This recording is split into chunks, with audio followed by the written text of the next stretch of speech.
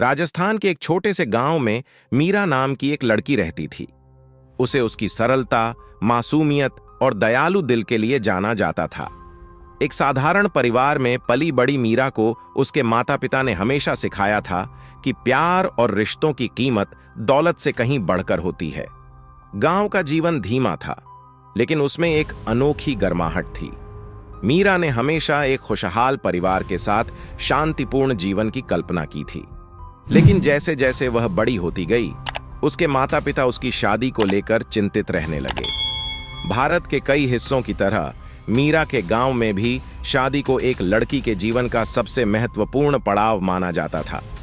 मीरा के लिए एक उपयुक्त वर ढूंढना उसके माता पिता की पहली प्राथमिकता बन गई, खासकर उसके पिता के लिए, जिन्हें दहेज की मांगों की चिंता सताती रहती थी। फिर भी वह दृढ़ थे कि वह अपनी बेटी के लिए ऐसा घर ढूंढेंगे जहां उसे प्यार और सम्मान मिले, न कि उसे दहेज के आधार पर तौला जाए। कई महीनों की खोज के बाद एक प्रस्ताव पास के शहर से आया। लड़का राघव एक इंजीनियर था, पढ़ा लिखा था और शहर में काम करता था। मीरा के घर में उत्साह का माहौल था। उसके माता पिता खुश थे। उन्हें लगा कि उन्होंने अपनी बेटी के लिए सही रिश्ता ढूंढ लिया है। लेकिन जल्दी ही बातों के दौरान मांगें सामने आने लगीं। शादी के लिए कार, सोने के गहने और कुछ नकद चाहिए। राघव की मां ने मीरा के माता पिता से सहजता से कहा, आखिर हम आपकी बेटी को इतने बड़े घर में जगह दे रहे हैं, तो उसे भी कुछ लेकर आना चाहिए। मीरा के पिता, जो पहले से ही आर्थिक तंगी में थे, यह सुनकर टूट गए। उन्होंने हमेशा सोचा था कि वह अपनी बेटी को सम्मान के साथ विदा करेंगे, न कि एक लेन देन की तरह। लेकिन समाज का दबाव उन पर भारी था और उन्होंने उनकी मांगों को मान लिया। इसके लिए उन्हें ऊंचे ब्याज पर पैसे उधार लेने पड़े और अपनी पुश्तैनी जमीन का एक हिस्सा बेचना पड़ा। शादी का दिन धूमधाम से मनाया गया। मीरा लाल सिल्क की साड़ी में सुंदर दिख रही थी, लेकिन उसके पिता की मुस्कान के पीछे दर्द छिपा था, जो उन्होंने इस दिन के लिए चुकाया था। मीरा ने नए जीवन की शुरुआत की उम्मीद के साथ कदम रखा कि प्यार लालच पर भारी पड़ेगा, लेकिन सच्चाई कुछ और थी। शादी के पहले ही दिन मीरा को एहसास हो गया कि उसके परिवार से क्या मिला है, उसी से उसकी कीमत आंकी जा रही थी। तुम सोना नहीं लाई, राघव की मां ने ताने मारते हुए कहा। इतने बड़े परिवार में आई हो और क्या लेकर आई हो? सिर्फ सस्ते गहने। राघव, जो शादी से पहले विनम्र और दयालु लगता था, असल में बिल्कुल उदासीन निकला। वह कभी भी अपनी मां और बहन के तानों का विरोध नहीं करता था। उनके लिए मीरा एक बहू नहीं, बल्कि एक संपत्ति थी, जिसे दहेज की कीमत पर खरीदा गया था, और वह कीमत भी उन्हें संतोषजनक नहीं लगी। समय के साथ ताने और बढ़ गए। तुम्हारे घर वाले ढंग से कुछ दे भी नहीं सके, ऐसे घर में कैसे चलाओगी? वे कहते। मीरा ने कई बार अपने माता पिता का बचाव करने की कोशिश की, लेकिन इससे उसकी स्थिति और खराब हो जाती। हर दिन एक संघर्ष बन गया।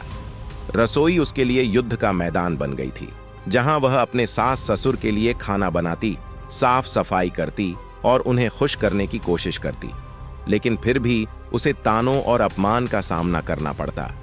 वे और पैसे चाहते थे और गिफ्ट्स की मांग कभी खत्म नहीं होती।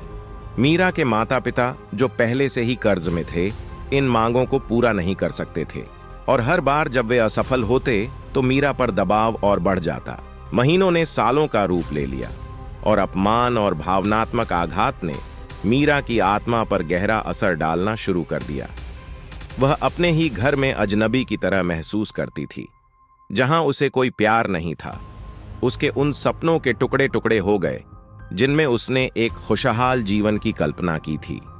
जब भी उसे यह सुनने को मिलता, तुम्हारी कोई कीमत नहीं है, उसके पिता, जो उसकी तकलीफों से पूरी तरह अनजान थे, उम्र से पहले ही बूढ़े हो गए थे।